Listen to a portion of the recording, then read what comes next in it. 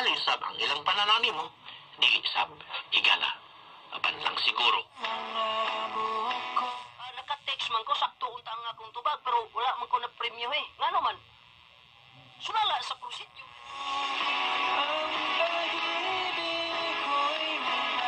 Pupos na ng oras magkasama sa nga sa tong station manager. Attorney Rufil Fernandez Banyok sa atong news director kasamang Aida de la Cruz Tambo.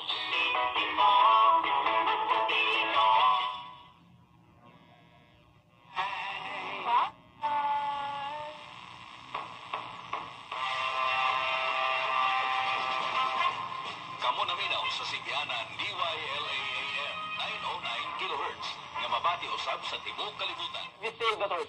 Para sa mga radyo ng Pilipinas o gumiro ng Sibiana sa probinsya Bac, Bayan sa Sud.